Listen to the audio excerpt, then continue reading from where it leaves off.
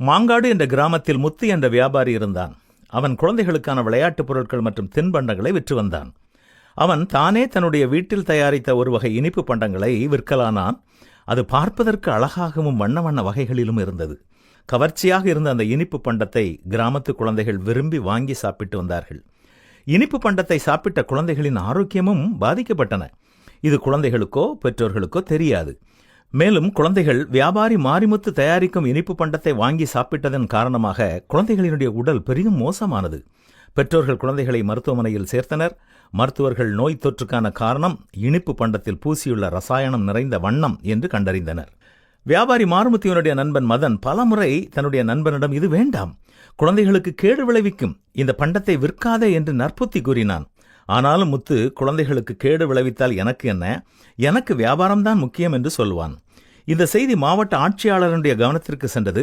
வியாபாரி மாரிமுத்துவுக்கு கடும் காவல் தண்டனை தீர்ப்பானது. ஆனால் குறுக்கு புத்தி நிறைந்த முத்து அரசு ஊழியர்களுக்கு லஞ்சமாக பணம் கொடுத்து தண்டனையிலிருந்து தப்பிவிட்டான். சில மாதங்களில் வியாபாரி முத்து பெரும் பணம் சம்பாதித்தான். ஆனால் அவன் கை விரல்களில் நோய் கண்டு நகங்கள் புண்ணாகி அழுகத் தொடங்கின. மருத்துவர் அவனை பரிசோதித்து தின்பண்டத்தில் சேர்க்கும் வண்ணம் நிறைந்த ரசாயனம் கலந்த விஷப்பொருள் என்று கண்டறிந்தார். மேலும் இதை குணப்படுத்துவது கடினம் என்றும் கூறிவிட்டார்.